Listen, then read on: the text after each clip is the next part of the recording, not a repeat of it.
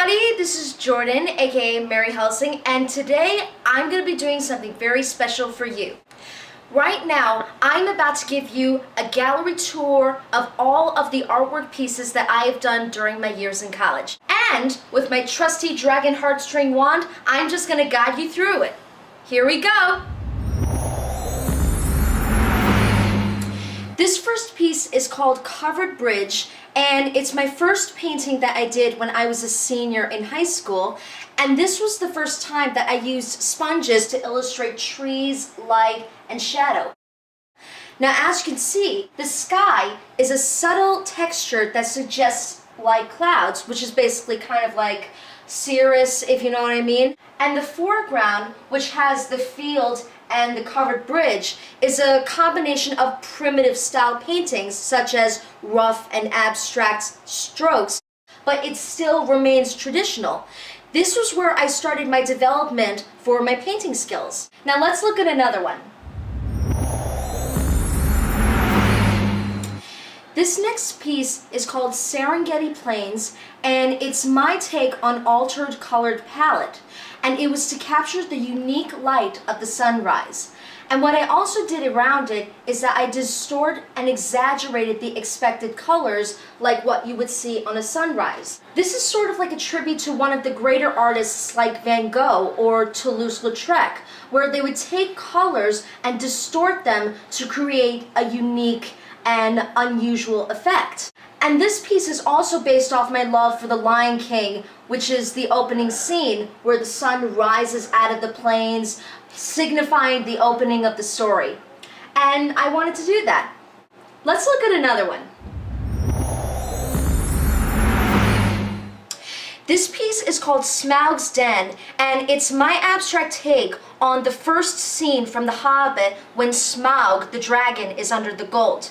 And in this version, I decided to do it in the style of a Chinese dragon because, as you can see, you don't really see all of the dragon in order to build suspense. Kind of like in horror movies where you don't actually see the shark, or you don't see Godzilla or the monster, whatever creature that lurks in the unknown. Another thing that is really fascinating is that if you notice how Smaug moves like a serpent, it almost kind of signifies his treachery and the destructive nature of greed, hence the term dragon sickness, like in the book, The Hobbit.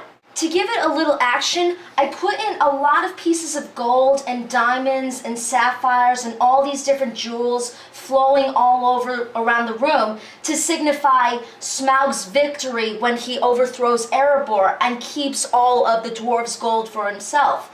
It's to give the piece a little action here. Now let's look at another one.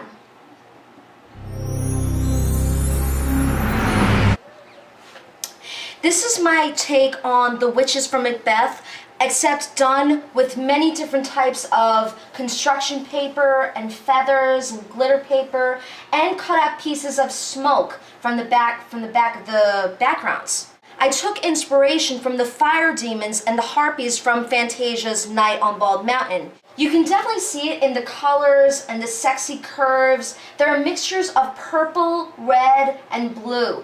That gives more of a demonic feel of the scene. One of the interesting parts of this piece is that I gave the witches' faces some similarity because it gives a sense of anonymity of the characters, and that's what makes it much more terrifying.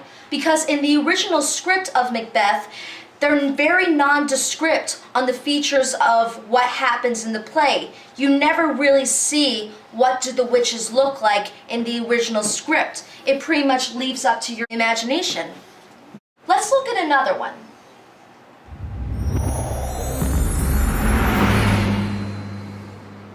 This piece is called Forest Sprite, and it's a surrealistic portrait of the face of Mother Nature.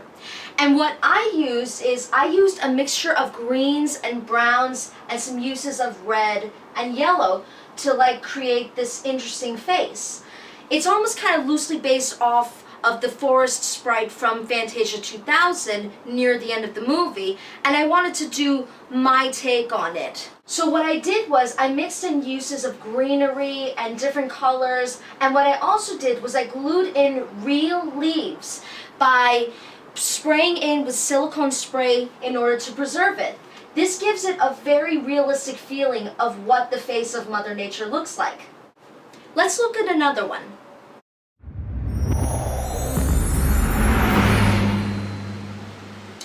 This one is called Primitive Shades, and what this is a painting version of a collage that I did in painting class. Now what the original looked like, it was a series of black and white and gray strips of paper overlapping each other, and it was also a mixture of pictures of piers sticking out into the water that overlapped as well, and it turned into something that looked like an abstract landscape. So what I had to do was create a painting version of that same piece, and when I did it, it came out looking almost kind of like tiger claws across a wall of stone. So thus the term Primitive Shades was born. Let's look at another one.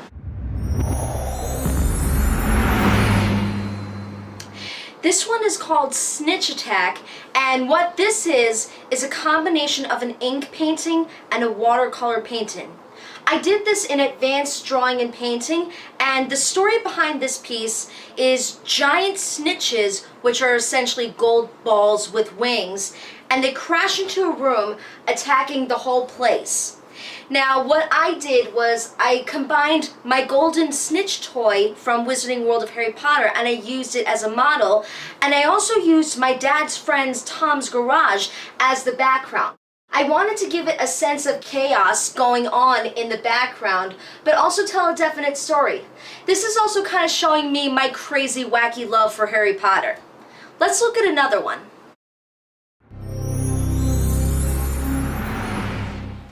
This one is called Personas of Bowie, and what this is a tribute to the late David Bowie, who is a really excellent musician, but also a performance artist. And what this is a collage of all his logos to represent the different times in David Bowie's career. As you can see, the space helmet represents his first big hit, Space Oddity. The crystal in the middle represents his role as the Goblin King in Labyrinth. The two different colored wheels are supposed to represent his eyes, which were a different color. The lightning bolts are supposed to represent his alter ego, Ziggy Stardust, and the black star is supposed to represent his final album before his death. I wanted to do this as a way to pay tribute to David Bowie because I am such a huge fan of his music, and I wanted to do an homage to him. Get ready for another one. This one is called Feeling Connected, and it's a story about an android who stares blankly into a phone while her cords connect to the phone. This is basically a social commentary on how while we have a wealth of technology, there's barely enough time to connect with our humanity. Now the cool colors around this piece, hence the blue brain, all of it represents the technology and the lack of the human spirit. The blue brain represents the lack of human warmth because it's not red like what a human brain would have.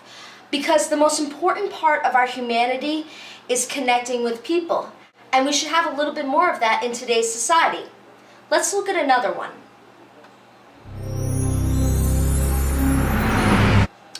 This one is called Esmeralda in the Church, and it's a deconstructed version of The Hunchback of Notre Dame. This is the scene where Esmeralda is seeking sanctuary in Notre Dame, but this time she is not a human.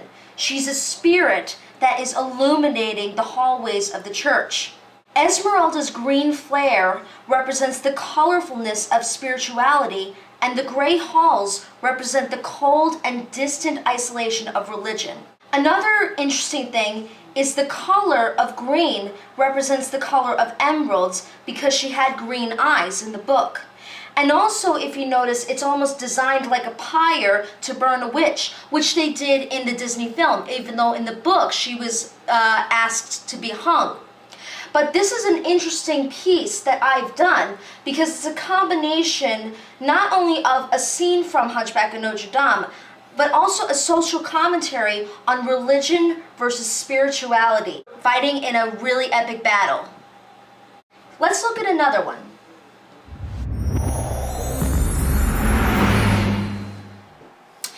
Now this one is called Scientist's Desk.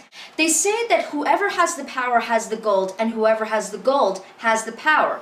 This was an occurring theme in basically a lot of art pieces, and I had to wonder, where does power come from? It could come from anything, from love to money or anything, but I thought of knowledge. Hence the saying, knowledge is power. Now the story behind this piece is an 18th century scientist, and he rips up all of his notes, which is essentially his frustration of trying to find the secrets of the meaning of life. But what he doesn't know is that he creates a timeline of all of the history of science itself. Now what it basically is, it's a collage of all the different ripped up pieces of Galileo's notes, Einstein's notes, Leonardo da Vinci's notes, and some pieces of Stephen Hawking, and all of them are basically dipped in coffee stains and ink stains from this quill right here. What this is really fascinating about it, it's supposed to symbolize the frustrating progress of science throughout history. Let's look at another one.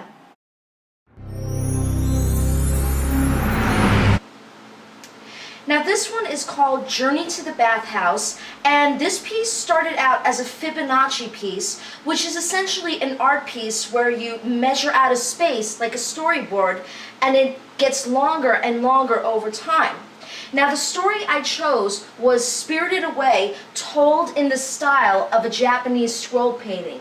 Now as you can see, it starts out with the portal to the spirit world leading into the field, and up in the sky are the dragon scales of Haku the dragon, and this big scary mass are all the spirits being led by No-Face into the bathhouse, and this big scary hand with all the jewels, that is supposed to be the hand of Yubaba collecting all of her golden coins from her customers, and inside are her customers enjoying themselves at the bathhouse while they look at some beautiful Japanese artwork. This is one of my favorite pieces that I have done, because all of the creatures and everything about it is deconstructed and abstract, and this piece was designed with construction paper, glitter paper, tissue paper, and cut out pictures of Japanese art and writing to give a sense of authenticity and what the culture is like.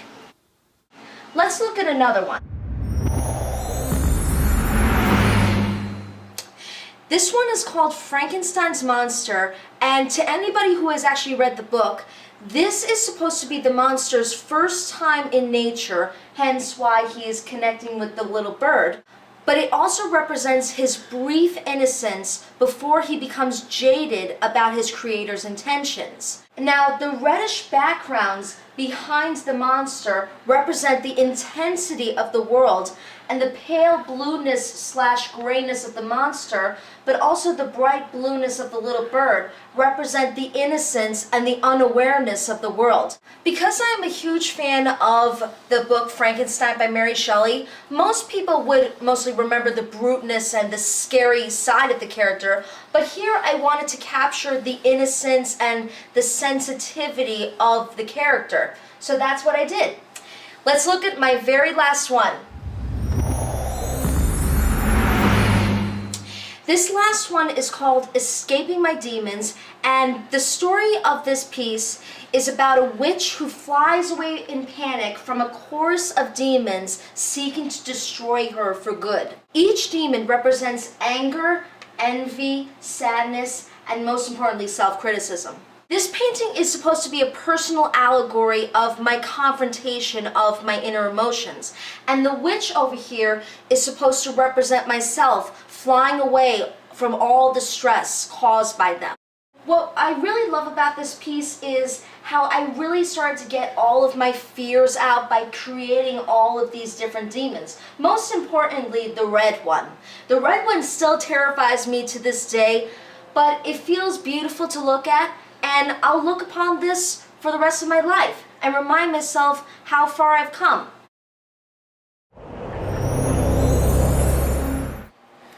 Hey guys, I just want to say thank you so much for watching this video and taking the time to check out all of my different pieces of art. This is something that I really always wanted to do because I really wanted to show my talent to so many of you. And if you feel interested, feel free to leave a comment below on which piece I showed you was your favorite. And if you're interested in seeing more of my artwork, feel free to check out my website at jvrproductions.org, where I mostly do a lot of Photoshop creations, video creations, and most importantly, I put a lot of my artwork up here. And also, if you are a fan of art or if you're an artist yourself, please check out this wonderful website called peopleforthearts.org, where it's a charity organization where you can actually make donations to help save the National Endowments for the Arts and Humanities and the Corporation for Public Broadcasting. And also, don't forget to subscribe to this channel, Mary Helsing, for more content in the future. So until then, I'll see you later. Bye!